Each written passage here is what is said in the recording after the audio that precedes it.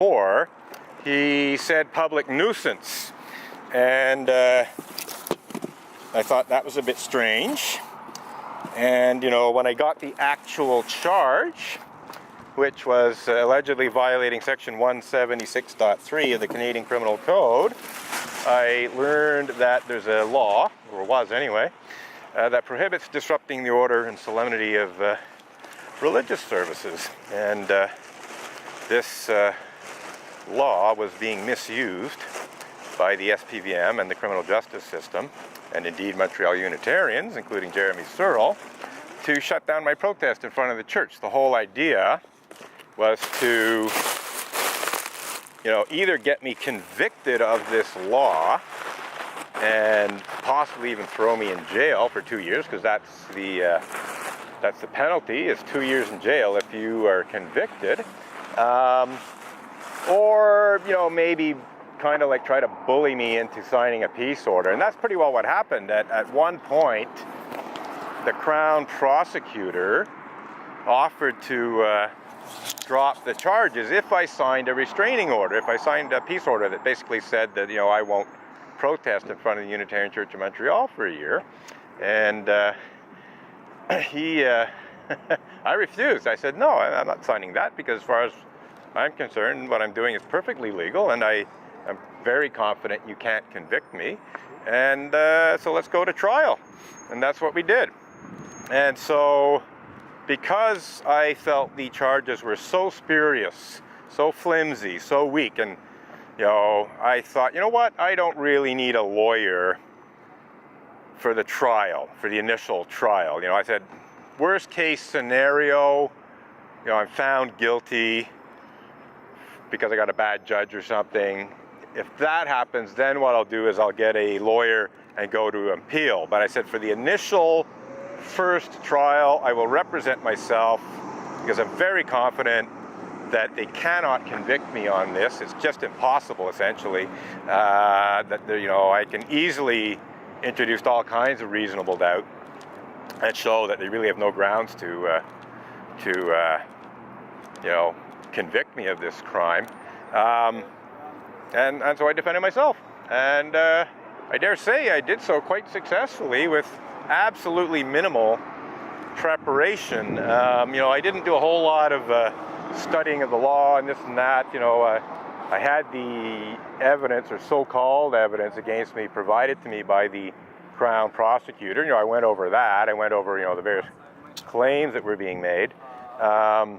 I obviously, this is the interesting thing, the Crown prosecutor, in addition to the evidence against me, also gave me the jurisprudence behind, previous convictions under 176.3, disrupting the order and solemnity of church services. And I studied that and felt, yeah, well, they're going to have a real hard time convicting me of that. And so I had quite a bit of fun cross-examining Jeremy Searle, who was a city councillor. As far as I'm concerned, Jeremy Searle, who was city councillor in NDG at the time in 2000, so 17 years ago, and a member of the Unitarian Church of Montreal, I believe he basically pulled his weight, somehow, managed to convince the police to have me arrested. I know he wrote letters to the police, demanding that they do something. I know he was one of the complainants and prosecution witnesses and so on. And, all right. Wire? Honnêtement, je ne sais pas. Okay. So, anyway, lighting up the picket signs nicely. So that's it. We went to trial. There was at least 2 court dates, if not 3. And I was able to cross-examine the police officer who arrested me, and Val Bourdon, former president of the Unitarian Church of Montreal, and also Jeremy Searle. He was questioned by the prosecutor, as was Val Bourdon, as was the police officer who was arrested me. The way it works is the prosecution phase is first, and then you're allowed to present a defense if it's necessary. So So essentially what happened is the Crown prosecutor questioned the prosecution witnesses, for their state of things, what their position was, and what their experience and so on was. And then I was given the opportunity to counter cross-examine the prosecution witnesses to basically ask questions that could show that there were some problems with their testimony and so on and so forth. And that's exactly what I did. So one of the first questions I asked was can I be heard, inside the church when the protest is going on? And I believe both Jeremy Searle and Val Bourdon said no. So right off the bat, I established that, I cannot be heard inside the church. So there's no noise disturbance at all. And then I asked if I could be seen inside the church. And to be honest, I cannot remember exactly how Jeremy Searle answered, but I do believe he basically said no. But I believe he made it, basically answered that no, I cannot be seen inside the church. But Val Bourdon said yes. He said, yes, I could be seen inside the church.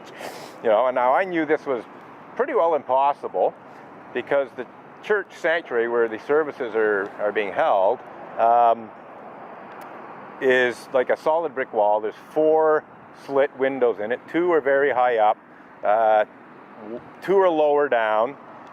One of the lower down windows is completely blocked by a memorial to the firemen who were killed when the transsexual organist of the Unitarian Church of Montreal burned down the previous building on Simpson Street in Sherbrooke in downtown Montreal.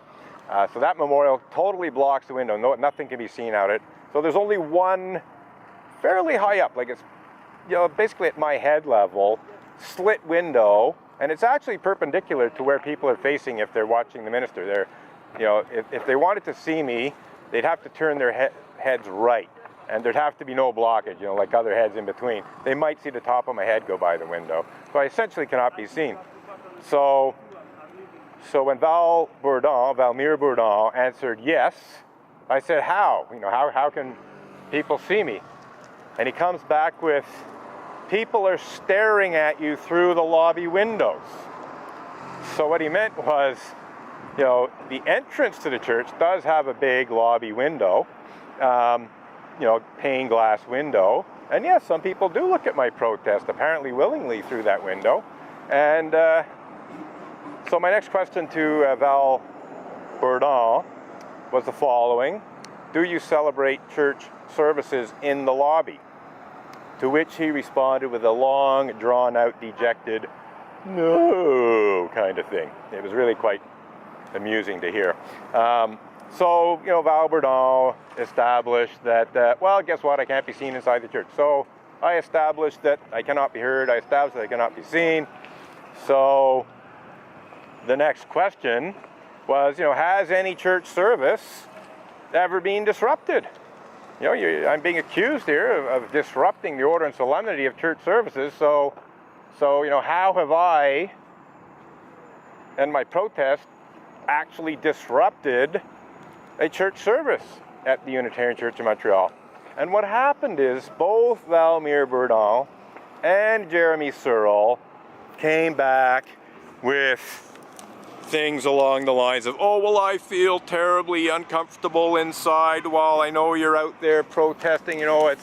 It's living hell, being inside the church here and knowing you're Bonjour, oui. Oui, c'est ça, c'est dans l'église. Je ne sais pas pour le parking, j'ai aucune idée pour le stationnement. Je pense qu'il y a un stationnement en arrière, à l'autre côté. Je pense que vous devez... Donc ici, je n'ai pas le droit de stationner? Je ne sais pas, je ne sais pas. C'est quoi, alors? Je suis un manifestant. Oh, j'ai mal. Bon, je n'ai... Merci quand même. Pas de problème. Oui. So anyhow, getting back to things. So essentially what happened is Jeremy Searle and Val Bourdon answered in a way that was all about their personal feelings inside, And so I came back with, well, this isn't about your personal feelings and emotions and everything. This is about whether or not I've actually, disrupted a church service. And at that point, the judge rapped me on the knuckles a bit. because you're only supposed to ask questions. You're in that stage. You're not supposed to make statements. You're only supposed to ask questions. So he basically tapped me on the knuckles because I wasn't following the correct court procedure and protocol. Like I said, I didn't study a whole lot about such things before going to trial. So he basically called me into line, and I then asked the next question, which was, has a church service ever stopped and started again as a result of my protest outside the Unitarian Church of Montreal? That would be a clear disruption of the church service if I'd somehow caused it to stop and start up again through my actions. And by the way, it has to be intentional. So even if a service actually had stopped and started again, but I hadn't intentionally done anything to cause that, then sorry, out of luck. But anyway, basically what happened is both Val Bourdon and Jeremy Searle at that point acknowledged that, well, no service actually stopped and started again. So like 1, 2, 3 strikes, you're out at the old ball game. And unfortunately, at that point, the Crown prosecutor realized that he had nothing. He had zero. He even said so. He was a very honorable guy. This was like a young rookie Crown prosecutor. He treated me with politeness. He treated me as if I was a colleague kind of thing. At that point, he asked the judge to ask me or to tell me about what's called a motion of law non-suit. And I actually, because I hadn't studied, I didn't know what a motion of non-suit was. But essentially, it's a motion you put forward when the prosecution fails to make its case, and basically it just ends the trial there. You just say, you didn't prove anything, and that's it. But I actually said I wanted to present a defense. So, what? I saw people going in the main building here. I don't know exactly where it is, but yeah, it's somewhere in there. Yeah. I'm not sure about parking here though. So that's it. We're coming up to the end of the reel here, but yeah, somebody's asking about the debate. So they saw my picket signs, and we're just about done for the video for the first half hour. Good one of the debate, yes.